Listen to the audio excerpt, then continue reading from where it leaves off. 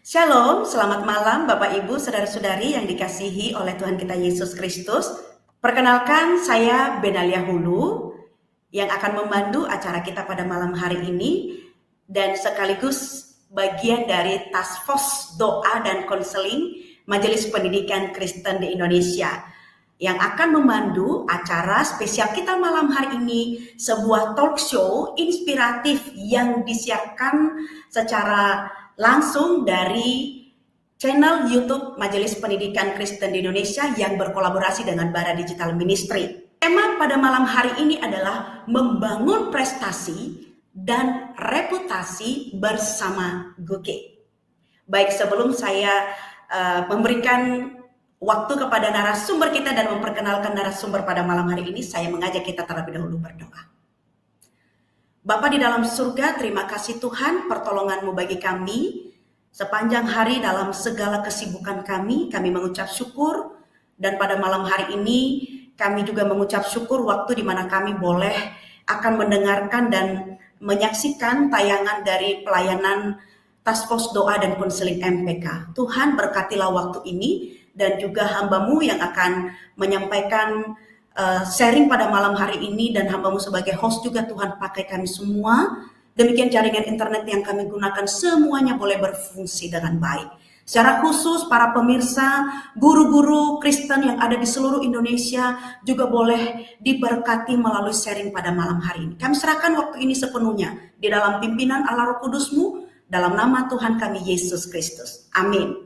Baik, saya akan menyambut Ibu Wulan. Shalom Ibu Wulan Ningrum. Shalom, Ya. selamat malam. Ibu Wulan Ningrum merupakan pengurus harian Majelis Pendidikan Kristen di Indonesia, dan beliau juga adalah ketua tim T40 dan juga ketua GUKI. Nah, sekaligus sebagai Direktur Akademik Sekolah Kristen Tritunggal Semarang. Baik, tadi tema kita yang saya sudah bacakan tadi, membangun prestasi dan reputasi bersama GUKI. Saya sangat penasaran, Ibu Wulan, bisakah minta tolong Ibu menjelaskan apa yang dimaksud dengan prestasi dan reputasi? Silakan Ibu Wulan. Ya, thank you Bu Ena.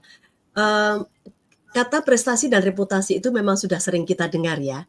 Nah, kalau menurut KPPI, prestasi itu adalah hasil yang telah dicapai, atau dengan kata lain hasil dari suatu usaha yang dilakukan. Sedangkan reputasi, menurut KPPI juga, ini saya ringkaskan begitu ya, itu adalah perbuatan atau yang lainnya sebagai sebab seseorang bisa mendapatkan nama baik. Atau ringkasnya kita bisa sebut itu nama baik, Ena. Kalau yang di atas tadi, prestasi itu adalah hasil dari sesuatu yang dicapai oleh seseorang, sedangkan reputasi itu adalah nama baik. Nama baik yang diperoleh oleh orang itu, karena mungkin sekitarnya mengatakan demikian ya. Kalau di dalam ilmu sosial, reputasi itu disebut dengan citra atau penilaian publik terhadap karakter, integritas, maupun konsistensi seseorang. Makanya kita kan sekarang sering dengar ya Bu Ena ya, yang disebut dengan pencitraan. Pencitraan itu, pencitraan, cuma jadi pencitraan aja. Jadi pencitraan itu sebetulnya sedang mencoba membangun reputasi gitu, itu pencitraan gitu ya. Nah, kalau prestasi itu melekat dalam diri seseorang ya, inherent. Jadi berasal dari dalam diri orang itu sendiri. Entah orang lain tahu atau tidak tahu, masyarakat tahu atau tidak tahu, dia berprestasi. Karena prestasi ini ada di dalam diri orang itu, begitu. Sedangkan reputasi itu sifatnya eksternal. Jadi berasal dari bagaimana orang di sekitar itu menilai, melihat dan menilai, memberikan citra gitu. Nah, itu bedanya prestasi dan reputasi. Nah, kalau kita lihat juga ya, Bu Ena ya, secara umum orang kepengen enggak sih ya punya prestasi dan reputasi yang baik? Pasti. Kira-kira pasti ya. Kecuali mungkin orang yang ini loh, ada juga sih orang-orang yang tipenya mediocre. Kalau di dalam tipe kepribadian tuh orang yang stabil atau pragmatik, itu orang yang memang suka tidak suka konflik. Itu juga termasuk yang tidak terlalu tidak punya jiwa kompetisi yang tinggi gitu. Sehingga enggak terlalu masalah orang mau prestasinya bagus nggak bagus, reputasi gitu dia nggak terlalu mikir gitu ya. Bahkan mungkin dia bisa bilang gini, "Aku memberi kamu kesempatan loh punya prestasi yang baik, kalau aku tidak baik prestasiku," kan begitu ya. Iya, Ya iya. ini kadang gitu. Tapi secara umum saya setuju dengan Bu Ena, orang juga berusaha supaya reputasinya baik, ya. Iya, iya. Bagaimanapun juga ingin nggak sih dia punya, prestasi yang baik? Banyak orang kepingin juga, begitu. Nah, masalahnya kita sebagai orang percaya, boleh nggak sih kita punya keinginan berprestasi dan punya reputasi yang baik? Jangan-jangan nanti kita sedang mengejar kesia-siaan hidup nih. Apakah prestasi dan reputasi itu sebetulnya juga menunjukkan identitas kita sebagai anak Allah, gitu. Iya. Nah, ini kita sama-sama akan gumulkan Bu Ena, gitu, secara khusus di dalam konteks sebagai seorang guru atau tenaga kependidikan. Wah, jadi menarik nih ya Bu ya. Apakah Ibu Iya, Ulan, apakah ada dasar firman Tuhan nih Bu yang berbicara mmm, tentang prestasi dan reputasi ini? Paling tidak lah ya Bu ya, supaya kita jadi mhm, lebih yakin dan tahu bahwa betul, yang kita lakukan ini benar mempunyai nilai yang kekal ya. Bukan hanya sekedar iya. mengerjakan hal yang normatif sifatnya. Ya, silakan Bu Ulan. Iya, betul. Bisa tolong ditayangkan slide-nya? Nah, ini kali ini aku pakai slide ini Bu Ena, supaya lebih Ya, gampang slide-nya Bu. ngelihatnya ya. Heeh. Jadi sebetulnya kalau kita lihat di Alkitab pun ya, itu, tokoh-tokoh cerita di dalam Alkitab itu banyak yang sebetulnya berbicara tentang prestasi dan reputasi. Walaupun kata prestasi, reputasi mungkin belum disebutkan secara khusus begitu. Eee, tetapi, eee kita akan belajar atau melihat tokoh Alkitab yang tentang bagaimana berprestasi di dalam kerja nih, Ena ya.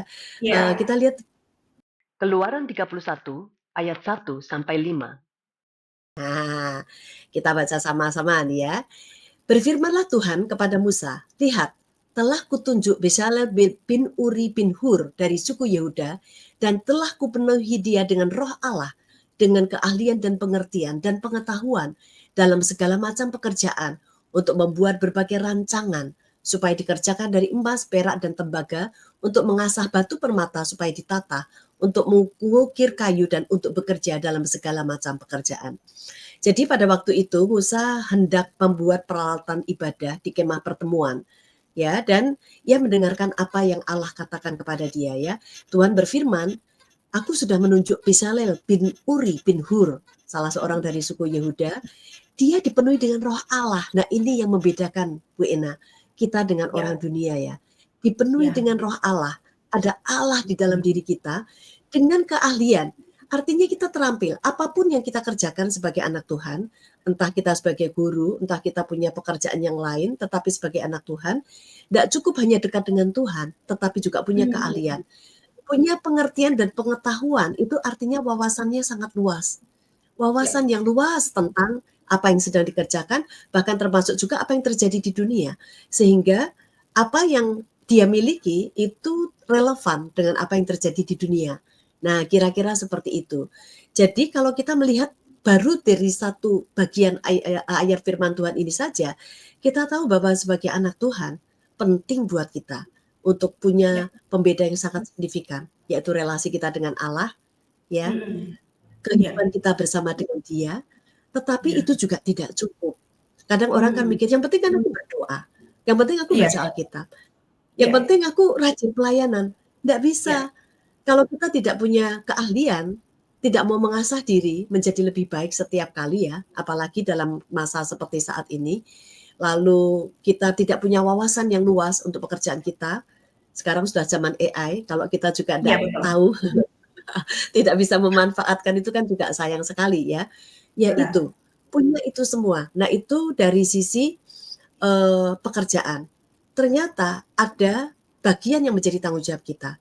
Ada bagian yang Allah berikan kepada kita, yaitu anugerahnya, kasih karunia-Nya, Ya. kemampuan begitu, tetapi bagian kita adalah mengasah diri kita. Nah, ini dari sisi prestasi. Ketika kita bisa melakukan itu dengan baik, artinya hasil upaya kita itu kelihatan. Nah, itu prestasi. Sedangkan yang dimaksud dengan reputasi, ini juga beberapa ayat Alkitab itu mencatat, Bu Ena. Ini menarik sekali, tapi kali ini saya hanya mau ambil satu ayat yang sangat pendek ya, supaya mudah untuk diingat. Karena tadi Iya kan benar. reputasi itu kan tentang nama baik ya. Amsal mencatat nama baik itu. Nama baik lebih berharga daripada kekayaan besar. Wow. Jadi, betapa pentingnya kita menjaga reputasi. Saya ingat ada salah seorang opa di gereja, suatu saat berpesan begini kepada saya beberapa tahun yang lalu, jauh sebelum pandemi ya. Beliau berpesan begini, "Wulan, kamu Om pesan satu hal ya ke kamu, jaga reputasimu." Saya bilang, "Ya Om, terima kasih." Dan saya ingat pesan itu sampai sekarang Bu Ena, jaga Wah. reputasimu. Karena reputasi atau nama baik itu begitu berharga. Nah, ini juga yang nanti sebetulnya akan membedakan kita dengan orang dunia sebetulnya ya. Reputasi yang seperti apa? Apakah hanya sekedar nama baik yang didengarkan atau dilihat, didengungkan, atau reputasi yang kayak apa begitu? Apakah itu sekadar pencitraan atau kita bukan bertopeng atas nama pencitraan, tetapi memang di dalam diri kita, kita punya sesuatu yang baik. Bukan hanya nama baik, tetapi memang nama baik yang muncul karena dari dalam hati kita. Kita menjadi orang yang baik, pekerja Kristus yang baik, itu di dalam pemandangan Allah, bukan cuma dalam pemandangan dunia saja. Begitu, Bu Ena. Wow, berarti keduanya dibutuhkan ya Bu ya, baik itu Iya, prestasi maupun iya, reputasi. Benar ya Bu iya, ya? Nah, masalahnya nih betul. Bu, kita kan manusia ya Bu Hmm, ya, manusia iya, yang masih banyak kali kelemahan dan salah kita mhm, tentunya. Nah, bagaimana iya, cara kita bisa tetap menjadi seorang pendidik nih, konteks hmm, seorang guru nih ya Bu ya, iya, sebagai seorang pendidik yang punya prestasi dan reputasi. Silakan Bu. iya. Nah, ini terus terang ya, Bu Ena ya, ada kabar gembira buat kita semua. Dan karena kita tuh juga tahu, seperti yang Bu Ena bilang, ya kita ini kan tempatnya salah dan lemah ya, punya banyak Iya, kekurangan, kesalahan, kelemahan. benar. Sudah gitu nanti kita frustrasi sendiri. Aduh, aku kok banyak gagal ya. Nanti murid kalau jadi korban bagaimana? Kan kira-kira begitu ya. Nah, Ya, ada satu kabar gembira buat guru-guru secara khusus guru Kristen di Indonesia. Saat ini kita sudah punya yang namanya GUKI. GUKI itu adalah Guru Kristen Indonesia. Nah, kenapa kok sampai ada GUKI? Ya, dari sisi peraturan pemerintah ada Undang-Undang Nomor 14 Tahun 2005 tentang guru dan dosen. Pasal 41, Permendikbudristek nomor 67 tahun 2024 tentang fasilitasi terhadap organisasi profesi guru pasal 2, dikatakan dari kedua bagian ini sebetulnya adalah sebuah keniscayaan kalau guru itu membentuk organisasi profesi guru sesuai dengan ketentuan perundangan-perundangan yang berlaku dan guru itu menjadi anggota organisasi profesi guru. Jadi ini sebetulnya kabar baik buat guru-guru Kristen, ya. ya Karena jelas. kalau selama ini, mungkin kita berpikir atau kita pernah masuk di dalam organisasi yang namanya PGRI. Nah, ternyata Bu Ena, PGRI itu organisasi massa, bukan organisasi profesi guru. Jadi, Oh, eee iya, gitu. Saya juga baru tahu kemudian kalau ternyata seperti itu. Dan kenapa kita perlu punya organisasi profesi guru sendiri? Karena dengan organisasi profesi Guru Kristen Indonesia atau GUKI, kita bisa berbicara di dalam konteks relasi dengan Allah. Tadi ya, yang Bezalel tadi kan salah satu yang membuat dia luar biasa adalah dia dipenuhi oleh Roh Allah. Nah, kita ya, bisa berbicara di dalam konteks keimanan, di dalam konteks Christian worldview, di dalam konteks relasi kita dengan Tuhan. Dan berbicara tentang GUKI, semua hal itu akan difasilitasi, Bu Enda. Jadi bagaimana kita menjalin relasi kita dengan Allah supaya ya, secara spiritual, ketika kita mendidik murid-murid kita, kita tetap mendidik mereka di dalam takut akan Tuhan, mengajarkan kepada mereka tentang kebenaran, sehingga mereka punya fondasi dan filter untuk hidup mereka. ya. Ya, kalau nggak kenal tuh kan nggak sayang ya Bu Ina ya, saya mau jelaskan lebih lanjut ya tentang visi dan Ya, misinya GUKI itu apa saja sih? baik Ini Bu. visinya GUKI. Menjadi komunitas pemersatu guru Kristen Indonesia yang mengerjakan panggilan Allah untuk mewujudkan pendidikan nasional yang berkualitas dan berdampak bagi murid dan masa depannya. Jadi ini visinya GUKI. Komunitas itu adalah sekumpulan orang, ya dalam hal ini adalah guru Kristen di Indonesia. Yang namanya komunitas itu berarti punya tujuan yang mau dicapai bersama, ya. Yang namanya komunitas itu ada nilai yang bersama yang akan dicapai, kemudian ada terjadi pertumbuhan bersama. Nah, mungkin selama ini kita sudah menjadi guru, ya, guru Kristen, tapi kita masih belum bersatu. Itu sebabnya kenapa visi Guki adalah menjadi komunitas pemersatu guru Kristen Indonesia yang mengerjakan panggilan Allah. Apa tuh panggilan Allah itu? Panggilan sebagai seorang pendidik untuk mewujudkan pendidikan nasional yang berkualitas dan berdampak bagi murid dan masa depannya. Kalau Efesus 4 ayat 11 dan 12 itu mengatakan, ialah maksudnya Tuhan yang memberikan baik rasul, nabi, pemberita Injil, gembala, dan pengajar-pengajar. Nah, pengajar-pengajar ini rupanya menjadi salah satu juga yang digunakan Allah untuk memperlengkapi orang-orang kudus bagi pekerjaan pelayanan dan pembangunan tubuh Kristus. Jadi ini yang sedang dikerjakan oleh Guki. Ini visinya. Seluruh guru Kristen di Indonesia bersatu untuk mengerjakan panggilan ilahi, mewujudkan anak-anak yang dimenangkan karena amanat agung, ya, yang dididik sebagai murid Kristus. Sehingga mereka nanti juga siap untuk masa depannya, Bu Ena, karena ya kita tahu ya, masa depan nanti itu kita tidak tahu. Kita tahu bahwa kita tidak tahu tentang masa depan, ya. Tetapi saat ini kita harus meminta hikmat Allah untuk kita bisa menolong murid-murid kita siap untuk masa depannya, gitu ya. Kemudian visi itu diterjemahkan di dalam 5 misi. Saya tidak bisa jelaskan panjang lebar, Bu Ena, tetapi kira-kira gambarannya seperti ini. Jadi misi yang pertama adalah memperkuat panggilan ilahi guru Kristen melalui pembinaan iman. Jadi ada pembinaan iman yang dilakukan karena spiritual ini kan akan mempengaruhi semuanya ya. Tetapi bicara spiritual saja juga tidak bisa. Pengembangan kompetensi itu juga menjadi sesuatu yang sangat penting di dalam satu komunitas yang saling meneguhkan dalam kasih dan kebenaran. Ini misi yang pertama, ya, memperkuat panggilan ilahi, panggilan sebagai seorang pendidik melalui pembinaan iman. Jadi secara spiritualitas, kalau misalnya tadi dikatakan dipenuhi oleh roh, begitu, roh Allah, pengembangan kompetensi, bukan hanya jadi potensi, kalau potensi kan masih belum aktual nih, tapi menjadi satu kompetensi dan komunitas yang saling meneguhkan dalam kasih dan kebenaran. Lalu misi yang kedua adalah mendorong pemberian penghargaan yang bermartabat. Jadi kita tahu bahwa masih ada guru-guru yang hidup di bawah garis kemiskinan, yang betul-betul tidak mendapatkan penghargaan yang layak. Bukan berarti guru-guru akan jadi orang yang gila hormat atau gila dihargai, tidak. Saya masih percaya ada banyak guru yang melakukan tugasnya dengan luar biasa. Hanya karena, maaf nih, mungkin gajinya hanya berapa ratus ribu saja, mungkin untuk ke sekolah saja tidak cukup ya, malah harus keluar uang sendiri untuk membiayai dirinya sebagai seorang pendidik. Mungkin karena memang kurang dihargai secara layak. Nah, itu sebabnya kita akan mencoba memberikan penghargaan tapi yang bermartabat, yang tetap menghargai guru, yang punya peran strategis sebagai peran strategis guru Kristen sebagai pelayan Tuhan dalam dunia pendidikan.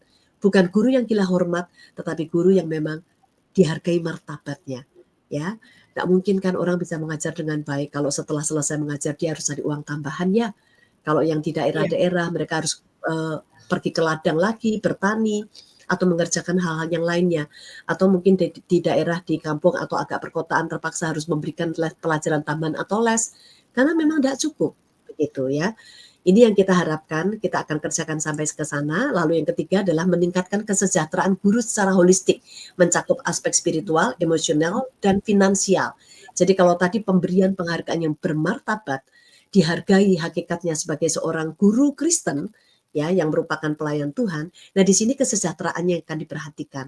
Ya, kesejahteraan ini mencakup spiritual, emosional, juga finansial.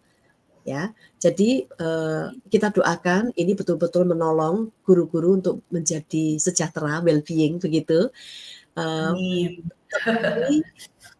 Well-being yang benar gitu ya, bukan berdasarkan keinginan, tetapi karena kebutuhan. Bukan karena keinginan hidup, tetapi memang karena kebutuhan hidupnya. Kebutuhan secara spiritual, secara emosional, maupun secara finansial. Yang keempat, membangun kemitraan dengan Majelis Pendidikan Kristen di Indonesia atau MPK, pemerintah pusat dan daerah, serta komunitas guru lainnya. Nah, Bu Ena, kita ini sangat bersyukur ya, ada Majelis Pendidikan Kristen di Indonesia. Dengan semua programnya, ada 7 bidang. yang semua digunakan untuk memfasilitasi guru, memfasilitasi sekolah Kristen, supaya kita bisa memberikan layanan pendidikan Kristen terbaik untuk menolong anak-anak itu kembali mengenal siapa Tuhan pencipta dan pemilik hidup mereka. Nah, Ya. kemitraan ini menjadi sesuatu yang sangat penting dan Guki tidak akan bekerja sendiri. Dengan semua yang dikerjakan oleh MPK yang sedemikian luar biasa, ini akan memberikan support penuh kepada Guki supaya MPK yang selama ini juga berperan untuk menolong sekolah-sekolah Kristen, melalui Guki juga nanti akan menolong guru sebagai individu, sebagai personal. Ya. Dengan semua programnya, perbaikan kualitas guru, kualitas pendidikan, itu akan diberikan dengan semua program di MPK, termasuk juga perlindungan hukum jika itu diperlukan, kesempatan untuk berjejaring dengan yang lain, kesempatan mendapatkan pendidikan di luar negeri. Itu bukankah sesuatu yang sangat menarik ya Bu Ena ya, Ya, jika betul. kita melakukannya. Dan yang terakhir adalah menumbuhkan kolaborasi antara guru, orang tua, gereja, untuk membangun generasi yang bertumbuh dalam iman, pengetahuan, dan karakter Kristus. Bagaimanapun juga, suatu sekolah yang baik itu tidak bisa berdiri sendiri. Perlu ada kerjasama antara guru dan juga orang tua, karena sebetulnya anak ini kan dititipkan, Tuhan memberikan anak ini kepada orang tua. Mereka adalah pemilik secara dunia untuk Ya. anak-anak ini. Tetapi orang tua kan tidak bisa sendiri ya mengerjakan mendidik anak-anak. Itu sebabnya mereka perlu bermitra dengan guru dan sekolah. Jadi untuk mendidik anak-anak, Guki ini akan menolong supaya terjadi kolaborasi yang baik antara guru, orang tua, dan juga gereja. Ya, terjadi tripartit pendidikan. Supaya apa? Anak-anak kita ini bertumbuh menjadi generasi yang bertumbuh di dalam keseluruhan hidupnya, bertumbuh utuh, iman, pengetahuan, dan juga karakternya. Kenapa tidak? Karena dulu itu kan ya, Bu Ena, pendidikan dunia itu banyak mengetahui hal baru, pengetahuan-pengetahuan baru, penemuan-penemuan baru, musik-musik, itu banyak dari orang yang cinta Tuhan. Ya, sehingga kekristenan itu mewarnai dunia. Tapi apa yang terjadi sekarang? Dunia mewarnai kekristenan. Jadi dibutuhkan kolaborasi yang baik di antara ketiganya supaya betul-betul ada kolaborasi dan anak kita ini bertumbuh di dalam komunitas yang baik dan juga ekosistem pendidikan yang baik. Nah, ini misi Guki Bu Ena. Mudah-mudahan ini juga membuat kita semua bersemangat karena ya memang ini yang kita harus kerjakan. Kenapa Yesus Wah, berdoa? menarik sekali Ibu. Menarik sekali Iya, dengan visi yang sangat tajam ya, yang setelah sudah dipikirkan dengan matang-matang dan juga iya, misi yang sangat luar biasa yang sudah Ibu paparkan tadi ya. Saya sangat tertarik iya. nih Bu ya. Saya jadi pengenlah jadi anggota GUKI kalau saya seorang jadi guru. Oh, Luar biasa. Nah, Bu, bagaimana syaratnya untuk menjadi anggota GUKI, Bu Wulan? Ya, apa yang iya. harus dilakukan? Ya, Oke. Bu, silakan. Nah, ini sebelum saya jawab syaratnya ya Bu Ena ya. Bu Ena lihat di bawah itu Baik. tulisannya ya. Lihatlah di bawah ini. Ditetapkan pada tanggal 9/09/09/2025 pukul 05.25 PM Oh ya. iya. Kami itu juga baru sadar ketika kami review ulang tentang visi dan misi Guki setelah melewati pergumulan, doa, beberapa kali pertemuan gitu untuk mempertajam. Ketika selesai sampai di misi ya, syarat itu, persis pukul 9.09.09.2025 kok jadi angka cantik ya gitu. Bukan dibuat dengan sengaja, tetapi ketidaksengajaan yang membuat kita ternyata mudah mengingat tentang visi dan Ya, misi Guki itu ditetapkan pada tanggal ini. Ya, oke. Bagaimana caranya supaya bisa menjadi anggota Guki? Ada 3 syarat. Yang pertama dia mesti harus warga negara Indonesia, karena ini kan guru Kristen Indonesia ya Bu Ena ya. Dan dia ya, adalah guru Kristen yang aktif. Guru Kristen aktif itu artinya bukan yang pensiun. Guru Kristen itu guru beragama Kristen ya, beragama Kristen Protestan yang terdata pada sistem yang ditetapkan oleh pemerintah dan dia aktif bertugas menjadi guru di semua jenjang. Jadi maksudnya semua jenjang ya, itu mulai dari PAUD atau TK, playgroup TK sampai ke SMA. Di semua jenjang, di semua jenis satuan pendidikan. Jadi maksudnya mungkin sekolah umum, SMK, sekolah yang di bawah Bimas Pendidikan Kristen itu bisa menjadi anggota Guki. Dan di sebelah kanan tuh ada QRIS-nya, ada linknya untuk Ya. mendaftar menjadi anggota. Kira-kira seperti itu, Bu Ena. Wah, terima kasih banyak. Bapak Ibu yang masih belum bergabung atau belum mendaftar sebagai anggota Guki, silakan boleh di screenshot barcode yang sudah tersedia dan atau juga boleh Ya, menghubungi Sekretariat Majelis Pendidikan Kristen di Indonesia. Nah, Bapak Ibu, sebelum kita menutup acara hari ini, terima kasih loh Bu Wulan untuk penjelasan pada sama-sama. malam hari ini ya. Topik yang luar biasa, membangun prestasi dan reputasi bersama Guki. Bu, sebelum kita menutup acara pada malam hari ini, apakah ada closing statement nih Bu yang mau disampaikan lebih lagi mengingatkan Bapak Ibu di luar sana, khususnya para guru-guru sebagai pendidik yang dipakai oleh Tuhan untuk memajukan anak-anak Tuhan, anak-anak bangsa. Silakan Ibu. Ya, thank you Bu Ena ya. Ya, sebagai seorang pendidik Kristen, Bapak Ibu, kalau Yesus sudah memberikan yang terbaik, memberikan keteladanan dengan memberikan yang terbaik buat kita, sebetulnya prestasi dan reputasi itu juga bagian yang kita bisa berikan, kita kembalikan bagi kemuliaan Allah. Dan untuk Iya, mengerjakan itu memang kita tidak bisa sendiri.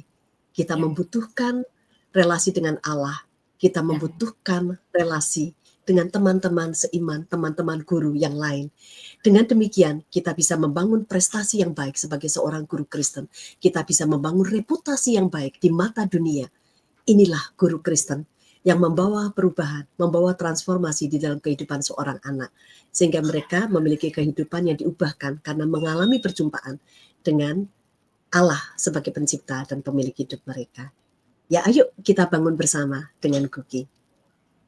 Wow, terima kasih banyak Ibu Ulan untuk penekanan yang luar biasa sekali. Kiranya guru-guru yang berjuang, bukan hanya yang di kota, tapi yang di daerah sekalipun, biarlah kita menjadi Ya, alat di tangan Tuhan, membawa amin. anak-anak kita untuk mengenal siapa pencipta mereka dan hidup takut akan Tuhan. Terima kasih Ibu Ya, Wulan. Pada malam hari ini sebelum kita akan mengakhiri, mohon kesediaan Ibu Wulan untuk menutup kita di dalam doa. Silakan Ibu. ya, mari kita berdoa.